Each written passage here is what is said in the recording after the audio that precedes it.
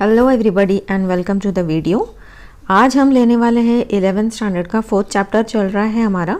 इसके अंदर आज हम देखने वाले हैं demerits of joint stock company. इसके पहले हमने मेरिट्स वगैरह और जितना भी चैप्टर शुरुआती पार्ट का है वो सब कवर कर लिया है।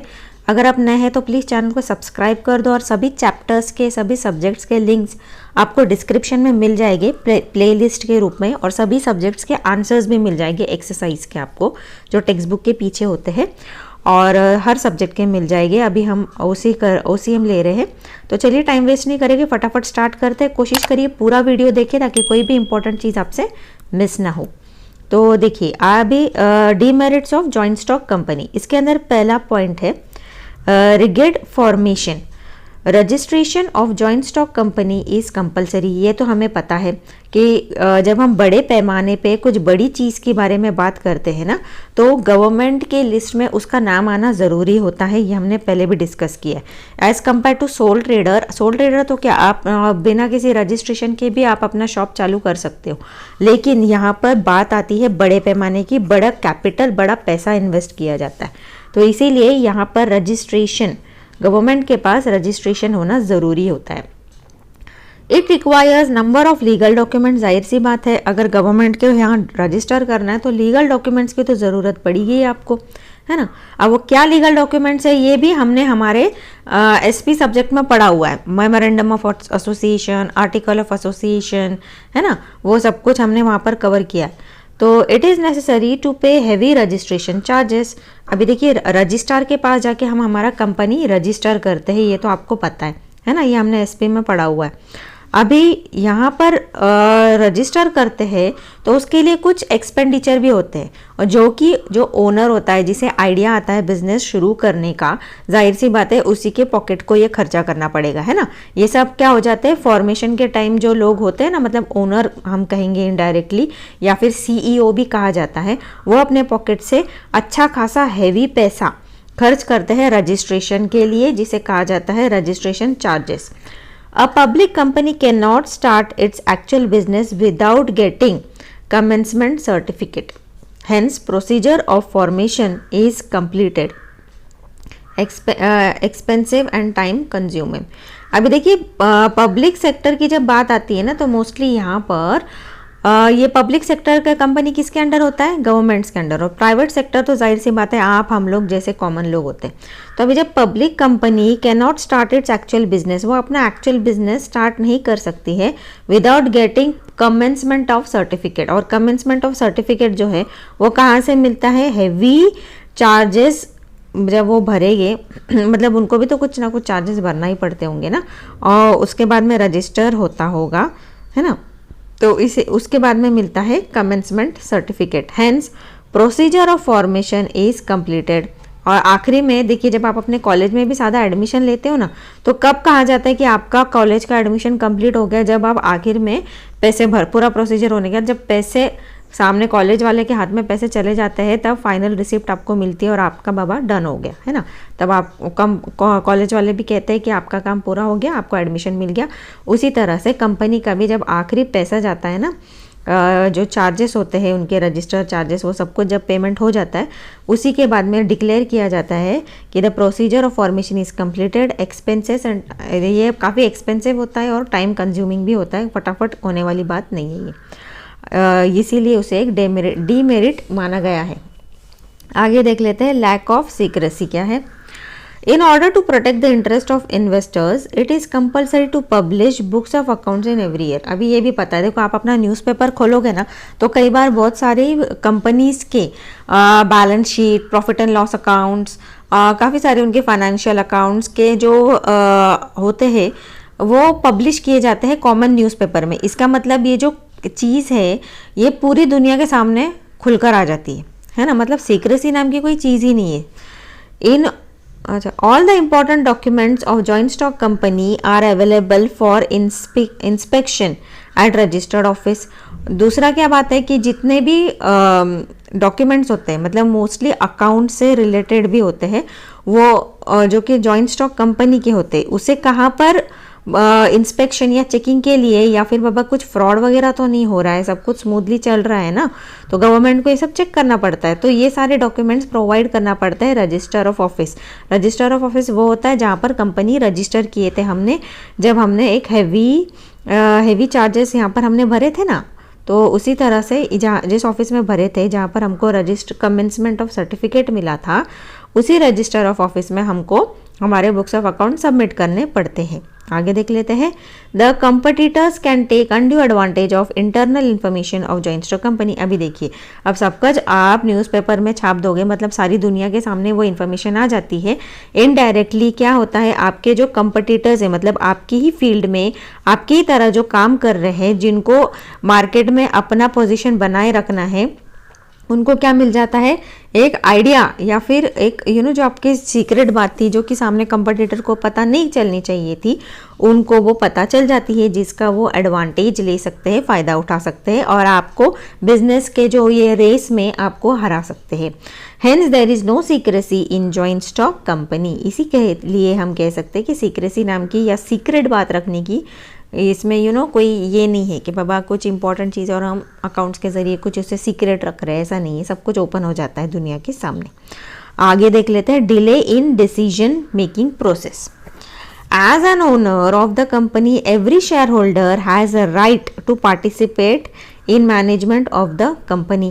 अभी देखो, शेयर होल्डर वो होता है कि जब हम कंपनी फॉर्म करते हैं ना, तो कंपनी को और आगे चलाने के लिए, पिछली बार भी हमने डिस्कस किया था ये, कि अकेला एक ही बंदा जो फॉर्म करता है बिजनेस, उसकी बस की बात तो है नहीं। क्या इतना 100 करोड़ 200 करोड़ इतना बड़ा कैपिटल एक सिंगल बंदे के लिए काफ़ी मुश्किल है। इसीलिए क्या करते हैं वो लोग, शेयर्स निकालते हैं, है ना, शेयर्स इशू करते हैं लोकल पब्लिक के पास, ताकि हम आप जैसे लोग ये शेयर्स खरीद सके। और हम जब खरीदते हैं तो हमें क्या फ़ायदा होता है, हमें कुछ ना कुछ एक कहीं ना कहीं थोड़ा सा, अगर इक्विटी शेयर लेते तो ओनरशिप का राइट भी मिलता है हमको, और काफ़ी सारे दूसरे बेनिफिट्स भी हैं, वोटिंग राइट वगैरह। और हमको मेन चीज़ क्या है, हम लोग शेयर क्यों खरीदते हैं, डिविडेंड के लिए, है ना। तो every shareholder has right to participate, मतलब हर कोई जो खरीदता है शेयर्स, उसको अपना मैनेजमेंट के अंदर पार्टिसिपेट करने का एक राइट मिल जाता है। Therefore, all important business decisions are taken in the shareholder meeting। इसीलिए कंपनी से रिलेटेड जो भी इम्पॉर्टेंट डिसीजंस लेने होते हैं वो हमें कहाँ पर लेने होते हैं, शेयर होल्डर्स मीटिंग। क्योंकि आप शेयर अगर खरीदते हो तो आप इनडायरेक्टली कहीं ना कहीं ओनर बन जाते हो। अगर ओनर बन जाते हो तो मतलब आपका ये पूरा राइट है कि कंपनी में जो भी डिसीजन लिया जा रहा है वो आपको पूरी तरह से पता चले। The procedure of conducting the meeting is very lengthy and time consuming. अब देखिए, इतने सारे शेयर होल्डर्स हो जाएंगे और इतने सारे लोग अगर मीटिंग अटेंड करेंगे तो कितना मुश्किल हो जाएगा। वहीं पर अगर सिर्फ 2-4 बोर्ड ऑफ डायरेक्टर मिलकर कोई डिसीजन ले लेते, हालांकि वैसा भी होता है, तो वो तो काफ़ी फटाफट हो जाएगा, है ना।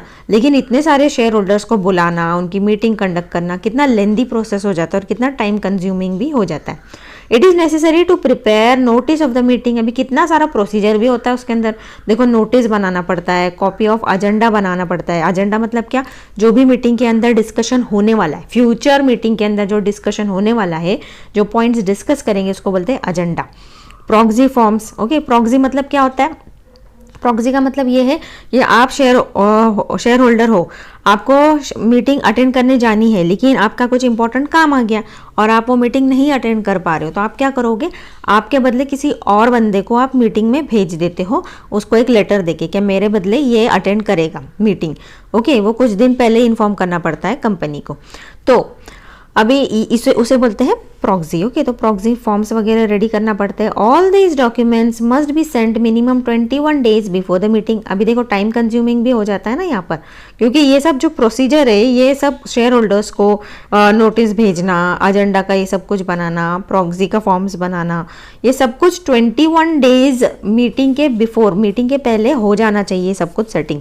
Therefore, there is always delay in decision making। इसीलिए हमेशा छोटी से छोटी चीज़ के लिए भी जो कुछ डिसीजंस लेने हैं वो काफ़ी डिले हो जाते हैं ना, पीछे पड़ जाते हैं। आगे देखते हैं। No personal contact. There is a large number of employees in the joint stock company, है ना। बहुत सारे लोग काम करते हैं ना जॉइंट स्टॉक कंपनी में। Companies feel their effort should be appreciated by their superiors. अभी हर किसी को लगता है कि हम काम कर रहे हैं तो हमारा अप्रिसिएशन होना चाहिए, हमारा तारीफ वगैरह होना चाहिए, but it is not possible in large scale organisation like joint stock company. अगर आप छोटी कंपनी में जाओगे ना तो हर कोई आपका वाह वाह वेरी गुड बहुत अच्छा काम किया, लेकिन जॉइंट स्टॉक कंपनी की बात आती है तो यहाँ पर बहुत बड़े पैमाने पे बहुत सारे लोग होते हैं। वो इतने लोग होंगे कि शायद वो एक दूसरे को जानते भी नहीं होंगे, है ना। तो अब ये काम तो हर कोई अपना 100% देने की कोशिश करता होगा और मे भी उससे कुछ कंपनी को फ़ायदा भी होता रहेगा, कहीं ना कहीं हो सकता है कुछ अच्छे कॉन्ट्रैक्ट्स मिल जाते होंगे, कुछ प्रॉफिट हो जाता रहेगा। लेकिन उनको अप्रिशिएट करने के लिए, जिस बंदे ने इतनी मेहनत की है उसको अप्रिशिएट करने के लिए कोई सुपीरियर इतना आगे नहीं आता है। The employees are demotivated. इसके वजह से क्या होता है, निराशा आती है कि डीमोटिवेट हो जाते हैं लोग। Similarly manager and directors of the company are not able to establish personal contact with their customers. अब इनडायरेक्टली क्या होता है, अगर आप एज अ एम्प्लॉय आपको अप्रिसिएशन नहीं मिले तो आप क्या करोगे, अपने अगले प्रोजेक्ट में उतना 100% दे पाओगे क्या, नहीं दे पाओगे। अल्टीमेटली क्या होगा, आपका जो एंड प्रोडक्ट है जो कस्टमर को जाना है वो आप बेस्ट नहीं दे पाओगे और कस्टमर को जो और बेहतर चीज़ मिल सकती थी वो नहीं मिल पाएगी। Customers likes and dislikes are not taken into considers many a time. अभी कई बार क्या होता है, कस्टमर का जो ये है ना राय लेना कि उसे प्रोडक्ट पसंद आया है नहीं आया है, इस चीज़ को बहुत बार कंसिडर ही नहीं किया जाता है, उसे बस इतना ध्यान नहीं दिया जाता है। बस हमारा सेल्स चल रहा है, दैट्स इट। भले वो गलत मतलब और बेहतर हो सकता है, अगर कस्टमर की राय कहीं ना कहीं ली जा सकती है, फीडबैक लिया जा सकता है, लेकिन उसे चीज़ को कंसिडर नहीं किया जाता है बहुत सारी वक्त, जिसके वजह से हमारा प्रॉफिट्स और जो हमारी ग्रोथ है वो कम हो जाती है। आगे है high cost of management. Okay, और joint stock company is a commercial organisation. Commercial मतलब क्या, जो बिजनेस करते हैं उसको हम बोलते हैं कमर्शियल ऑर्गेनाइजेशन, है ना, बिजनेस करते हैं वो। It is ready to spend huge amount for the advertisement. बहुत सारा, अभी देखो बिजनेस जब है ना तो ये बिजनेस वालों का ना एक चीज़ ही ये होती है कि वो जितना कमाएंगे ना उसका एटलीस्ट मैं तो बोलूँगी 70% वो एडवर्टीजमेंट में ही खर्च कर देते हैं। एडवर्टीजमेंट है तभी तो बिजनेस चलेगा।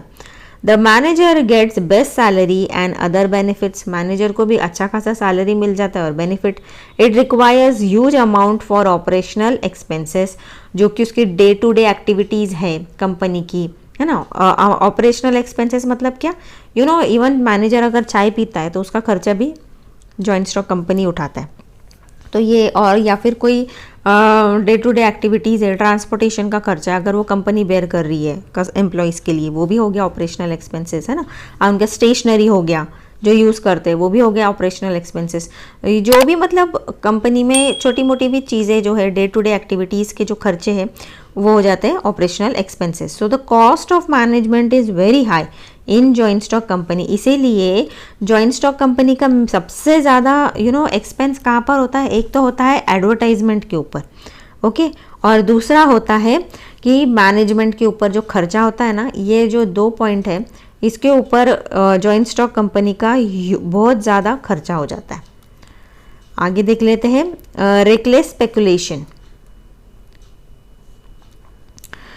Company is managed by directors, है ना। कौन और ये सब उसका डे टू डे एक्टिविटीज़ वगैरह ये सब कुछ हमने शुरू में भी देखा था। सब प्रोजेक्ट्स के ऊपर वर्क करना सब कुछ ये कौन देखता है, directors. Few scrupulous directors use confidential information for reckless speculation and their personal gains। अभी कुछ डायरेक्टर्स ईमानदार नहीं होते हैं, बेईमान होते।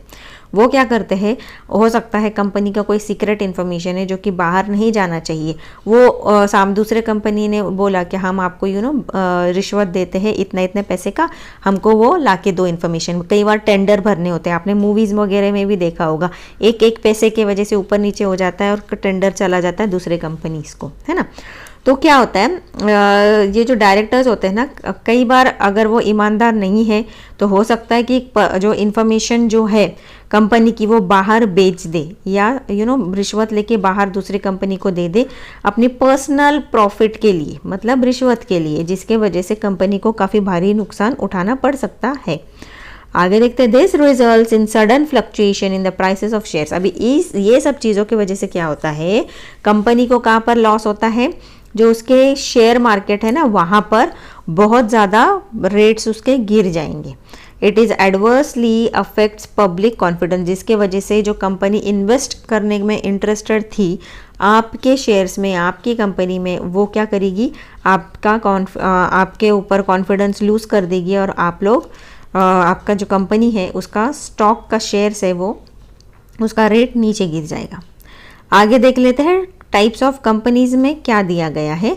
ये हमने दूसरे एसपी में भी पढ़ा हुआ है, अभी यहाँ पर भी हम लोग उसे देख लेते हैं। ओके, दूसरे के चैप्टर्स और सब्जेक्ट्स के अगर आपको लिंक चाहिए, इसके शुरुआती पार्ट भी आपको डिस्क्रिप्शन में लिंक में मिल जाएगा। प्लीज़ कमेंट कर दीजिए और एक लाइक दे दीजिए, अपने दोस्तों के साथ ज़रूर शेयर करना इस वीडियो को। तो चलिए आगे देख लेते हैं टाइप्स ऑफ कंपनी क्या है। उसके अंदर आएगा chartered company, statutory company, registered company. Okay, अभी इसको मैं थोड़ा छोटा कर देती हूँ ताकि आपको आई होप दिख रहा होगा।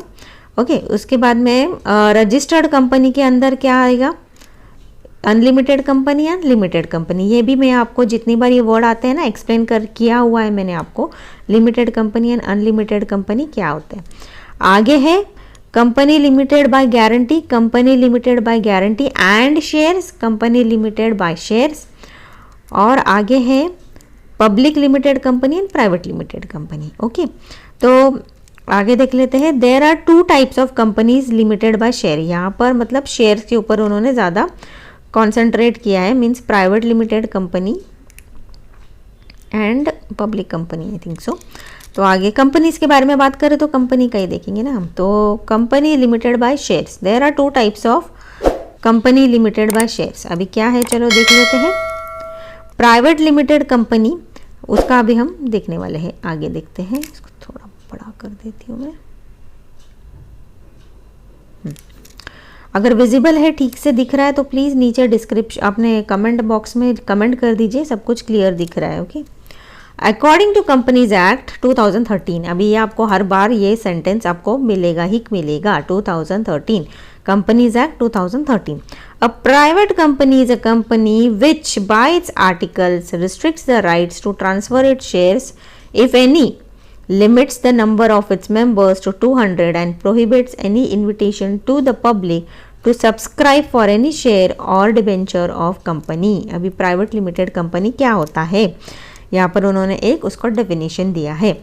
तो पहला तो क्या है, the company private company is a company which bye it's articles. Articles क्या है, जब हमने फॉर्मेशन के टाइम आर्टिकल्स बनाते हैं वो articles restrict the right to transfer it share. मतलब प्राइवेट लिमिटेड कंपनी क्या करते हैं, वो रिस्ट्रिक्शंस लगाते हैं कि कोई भी इजीली ऐसे ट्रांसफ़र किसी को भी नहीं कर सकता है शेयर्स। अगर मैं खरीदती हूँ तो मैं इजीली मेरे दूसरे कोई भी फ्रेंड को ट्रांसफ़र नहीं कर सकती हूँ share. If any limits the number of its members to 200, मतलब कितने होंगे यहाँ पर मेंबर्स, 200। एंड प्रोहिबिट्स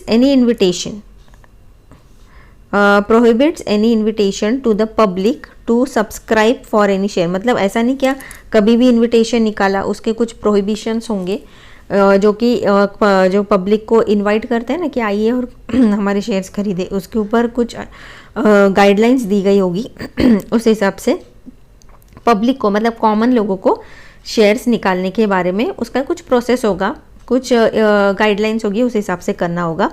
और एनी शेयर्स और डिबेंचर। डिबेंचर क्या होता है, it is a kind of loan. आगे देख लेते हैं फीचर्स ऑफ प्राइवेट कंपनी क्या है। Okay, number of its members minimum 2 and maximum 200, मतलब कम से कम 2 चाहिए और ज़्यादा से ज़्यादा 200, उसके आगे नहीं चलेंगे। Must have a minimum paid up share capital of 1 lakh, मतलब अगर आप कंपनी स्टार्ट कर रहे हो तो आपका कंपनी का कम से कम paid up capital 1 lakh rupees होना चाहिए। प्रोहिबिट्स एनी इन्विटेशंस और acceptance of deposit from person other that its members, directors or their relatives। okay, मतलब कुछ ना कुछ restrictions लगाए गए होंगे कि कोई भी आके ऐसे खरीद नहीं सकता है। अदर देन मतलब किन पर रिस्ट्रिक्शन नहीं होंगे, मेंबर्स पर, डायरेक्टर्स और उनके रिलेटिव्स पर। प्रोहिबिट्स एनी इन्विटेशन और acceptance of deposit from person other that its members, directors and other and their relatives. Okay, आगे देख लेते हैं। Ban on inviting to the public to subscribe for any shares और debenture of the company. Okay, restrictions on the right of the members to transfer it shares if any. ये हमने अभी ऊपर discuss किया। आगे देख लेते हैं। It is important that all the above said conditions should be in order to remain a private company. अगर आपको अपनी कंपनी को प्राइवेट ही बनाए रखनी है तो आपके लिए ज़रूरी है कि जितने भी ये फीचर्स है, ये सारे रूल्स एंड गाइडलाइंस है, वो आप उनको फॉलो करो, तभी वो प्राइवेट लिमिटेड कंपनी बन के रहेगा। आगे देख लेते हैं। If any one of the condition is not fulfilled the company shall be considered as public company. अगर इसमें से जितने भी ये जो फीचर्स है, अगर इसके अंदर से कुछ चीज़ें अगर आप फॉलो नहीं करते हो तो फिर उसको as a public company declare कर दिया जाएगा। In case of private company it must add the word private limited. अगर आप अपनी कंपनी बना रहे हो तो ये जो प्राइवेट लिमिटेड वर्ड है ना, ये आपके कंपनी के नाम के साथ में लगना चाहिए। जैसे आप देखो टीवी पर भी ऐड आता होगा ना, L&T private limited company, H&M private limited company, at the end of its name. Okay, उनके नाम के पीछे प्राइवेट लिमिटेड कंपनी ये लिखा हुआ होना ज़रूरी है।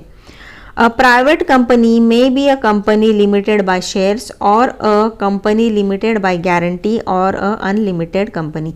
अभी आप किसी भी टाइप की कंपनी इसमें बना सकते हो। लिमिटेड बाय शेयर्स बना सकते हो और कंपनी लिमिटेड बाय गारंटी बना सकते हो, या अनलिमिटेड कंपनी भी बना सकते हो। आगे देखते हैं। पब्लिक लिमिटेड कंपनी क्या है? According to companies act 2013 a public company is a company which is not private. जाहिर सी बात है, वो प्राइवेट नहीं है तो पब्लिक ही होगी। Company has minimum paid up capital of 5 lakhs। इसका पेड अप कैपिटल कितना होना चाहिए?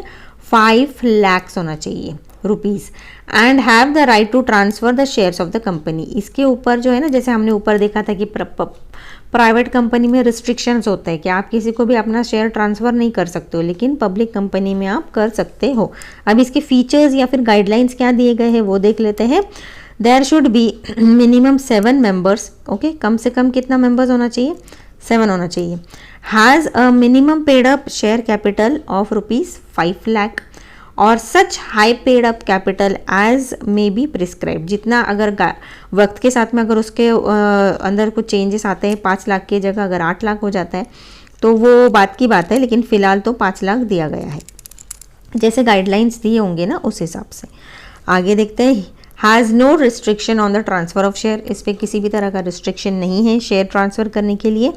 Does not prohibit any invitation और एक्सेप्टेंस ऑफ डिपॉजिट। अगर किसी भी तरह का वो प्रोहिबिशन या फिर ऐसा नहीं है, कोई रोक नहीं लगाता है किसी भी डिपॉजिट के लिए। There are minimum 7 members required for formation of public company. Okay, there are no restriction for maximum number of members. मतलब कम से कम 7 चाहिए। ओके, लेकिन ज़्यादा से ज़्यादा कितने भी हो सकते हैं। वही हमने प्राइवेट लिमिटेड में क्या देखा था कि कम ज़्यादा से ज़्यादा 200, उसके आगे नहीं जाना चाहिए। The public limited company must have at least 3 directors। Okay, 3 director इनको होना ज़रूरी है। The public limited company has limited at the end of its name. Okay, अभी जो पब्लिक लिमिटेड कंपनी है ना, उनके नाम के पीछे सिर्फ लिमिटेड वर्ड होगा, और वही प्राइवेट लिमिटेड कंपनी के नाम के पीछे क्या होगा? Private limited. ओके, आगे देख लेते हैं। Distinction between private limited company and public limited company. अभी देखो डिस्कशन हमने कर लिया है। अगर आप चाहो तो मैं इसको सिर्फ शॉर्ट में रीड आउट कर सकती हूँ। ओके, बाकी तो एक्सप्लेनेशन पार्ट हमारा हो गया, या फिर आप इसे बस ऐसे देख लोगे तो भी हो जाएगा, लेकिन मैं रीड आउट कर लेती हूँ। मीनिंग क्या है प्राइवेट एंड पब्लिक का? A private company is a company which by its articles restricts the rights to transfer it shares if any and limited the number of its members 200। या भी हमने discuss किया। और पब्लिक का क्या है? Public company means a company which is not a private company. The number of shares यहाँ 2 चाहिए, 200 चाहिए, पब्लिक में 7 चाहिए और मैक्सिमम अनलिमिटेड है। आगे देख लेते हैं। Statutory meeting. Statutory meeting this meeting is not compulsory, और यहाँ पर पब्लिक में कंपल्सरी है। Then transfer of shares. Shares are not freely transferable, public में ट्रांसफरेबल होते हैं। कैपिटल देख लेते हैं। Minimum paid up capital private का होता है 1 lakh and in public limited company paid up capital 5 lakh है। Issue of prospectus. Okay, in public company statement in lieu of prospectus is issued और a prospectus is compulsory. Commencement of business देख लेते हैं। A private company can start its business activity immediately after getting the incorporation certificate. जैसे register हो गया वैसे ही वो अपना काम शुरू कर सकते हैं।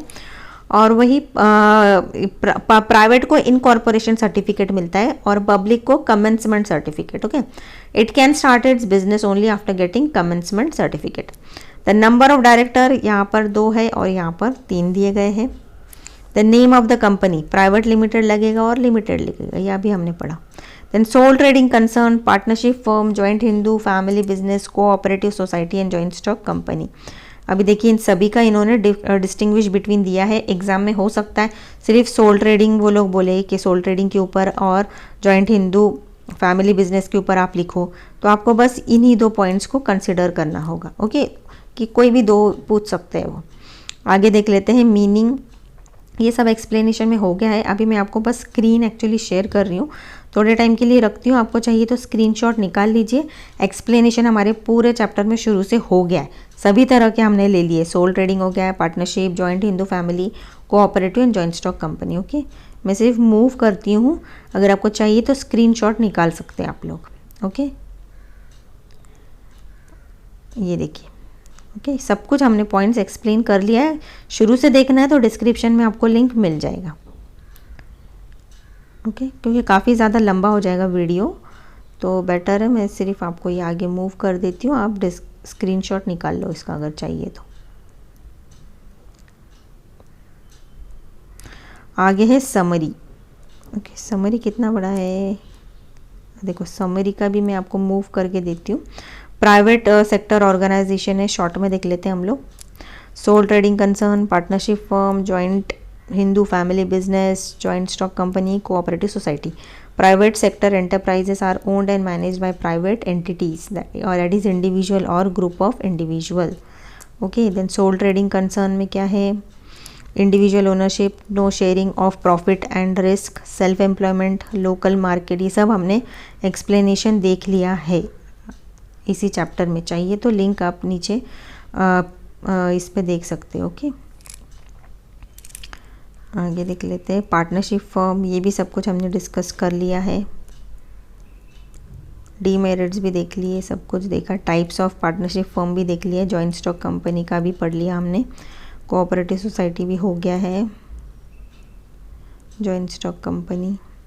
ओके, तो यहाँ पर देखिए हमारा पूरा चैप्टर कवर हो गया और इसके जो आंसर्स है ये मैंने ऑलरेडी दे दिए हैं। ओके, तो आपको उसमें वो भी आपको मेरे चैनल पे आंसर्स वगैरह सब कुछ मिल जाएगी। ये जो जितना एक्सरसाइज दिया गया है ना सभी का, तो अगर आपको चाहिए तो आप डिस्क्रिप्शन में लिंक में देख लो, सभी चैप्टर्स के आपको मिल जाएंगे। ढूंढना पड़ेगा आपको थोड़ा डिस्क्रिप्शन में, लेकिन सभी के लिंक्स हैं। ओके, प्लेलिस्ट बना दी है मैंने कॉमन पूरे सब्जेक्ट की। ओके, तो ये पूरे आंसर्स है मेरे पास, मैंने सब डाल दिए हैं नेट पर। ओके, अभी अगला चैप्टर होगा 5th, forms of business organisation 2। तो इसके अंदर हम अगले वीडियो में या फिर कल में ले लेती हूँ ये वीडियो। तो ओके, अगर आप प्लीज़ अपने दोस्तों के साथ में शेयर करिए, इस चैनल को ग्रो करने के लिए हेल्प करिए।